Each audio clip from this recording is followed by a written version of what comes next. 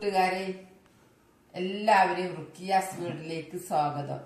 ഞാൻ ഇന്ന് കൃഷിയായിട്ടൊന്നുമല്ല വരുന്നത്. ഇന്ന് ഫുഡ് ഐറ്റംസാ. കല്ലുമക്കായി പൊരിക്കാൻ വരുന്നത്. ഇതാ എന്റെ കല്ലുമക്കായി കഴുകി.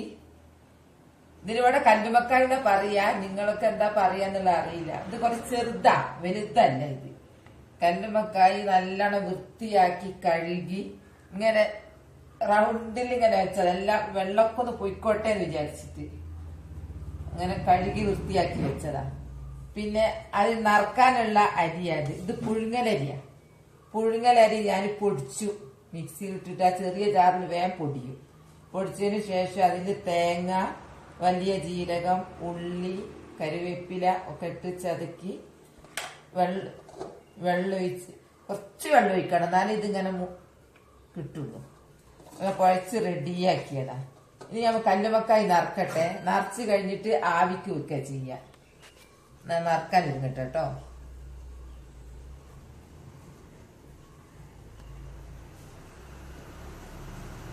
വേഗം നറുക്കാനാവും. ഇതിങ്ങനെ ഉരുട്ടിയായിട്ട് വെച്ചാൽ.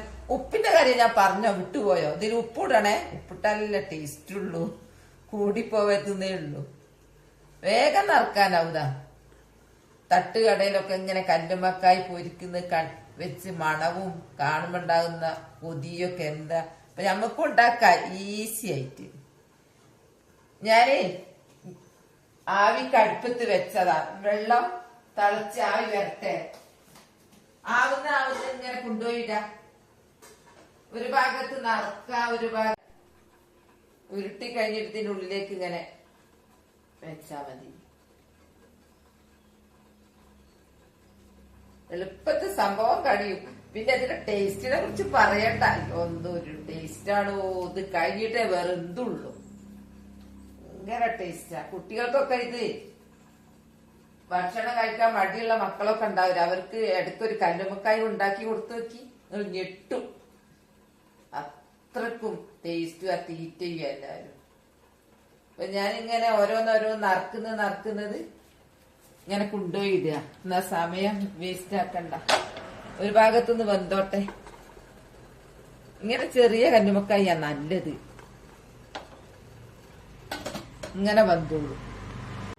ഇതാ കഴിഞ്ഞു. എല്ലാം നിറച്ച് കഴിഞ്ഞു. നിറച്ച് കഴിഞ്ഞപ്പോ തന്നെ എന്ത് രസാ കാണാൻ. നല്ല രസത്ത് കാണാൻ. ടേസ്റ്റിനെ പറ്റി പറയാൻ അറിഞ്ഞൂടാ എങ്ങനെ ഉണ്ട് എന്നുള്ളത്. മഞ്ഞൾ ചേർത്തിട്ടാ. മഞ്ഞൾ ചേർക്കണം. ഇത് കുറച്ച് സമയം എടുക്കൂട്ടോ. കല്ലുമക്കായി നല്ലോണം ഒന്ന് വെന്തോട്ടെ.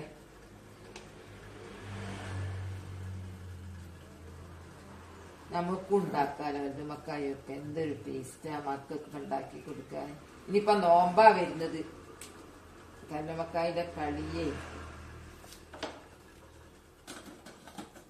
ഇനി വേവട്ടെ. ഒരു സമയം എടുക്കും വേവാന്.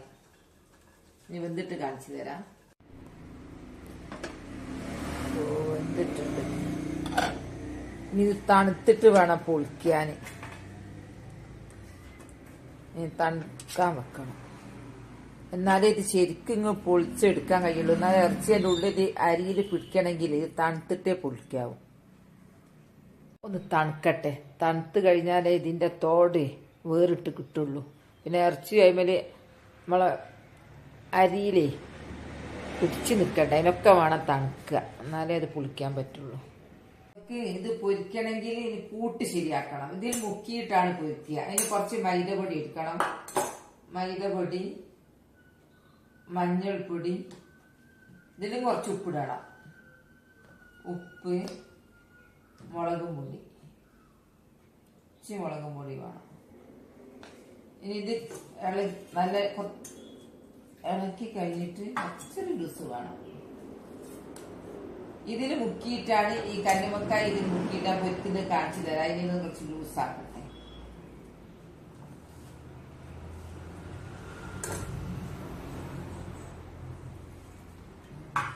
എന്താ ചട്ടി അടുപ്പത്ത് വെച്ചു. ഇതിനൊക്കെ പൊരിക്കാൻ പാകമുള്ള ചട്ടിയായത്, പരന്നത്. ഇരുമ്പും ചട്ടിയിലേക്ക് ശരിയാവുള്ളൂ. അപ്പൊ ഇതെടുത്തിട്ട് ഇങ്ങനെ മൈദ മുക്കാതെ ഇങ്ങനെ ലൂസിന് മുക്കിയിട്ട് പൊരിക്കുക.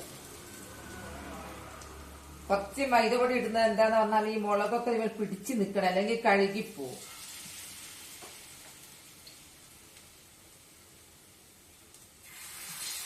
ആവിക്ക് വേവാൻ കുറച്ച് താമസം ഉണ്ടെങ്കിൽ ബാക്കിയെല്ലാം സ്പീഡിൽ കഴിയും.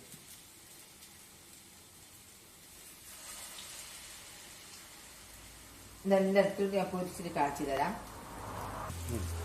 ഇത് പൊരിച്ച് കഴിയാൻ നേരം കറിവേപ്പില ഇട്ട് കഴിഞ്ഞാല് ഒരു പ്രത്യേക ടേസ്റ്റ്. ആ കറിവേപ്പില കടിച്ചിരുന്ന എന്ത് ടേസ്റ്റ് ആയിരിക്കും അറിയോ? കൂട്ടത്തിൽ അത് വിടണം. ഇത് പൊരിച്ച് കഴിയാൻ നേരം. ഇനി നമുക്ക് കറിവേപ്പില ഇടാം. എല്ലാത്തിനും കറിവേപ്പില ഒരു ടേസ്റ്റ് കൊടുക്കുന്ന സാധനം.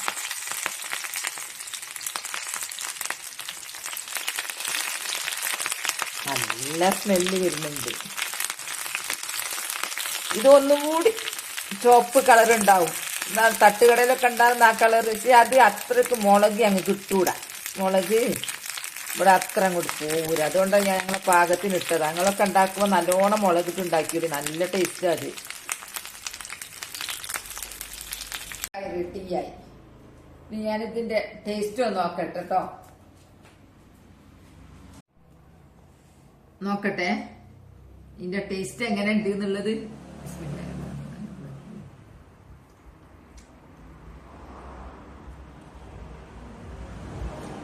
നല്ല സോഫ്റ്റുമാണ്, നല്ല ടേസ്റ്റും ഉണ്ട്. എല്ലാവരും കല്ലുമ്മക്കായൊക്കെ ഇതുപോലെ ഒന്ന് പൊരിച്ച് നോക്കുക കേട്ടോ.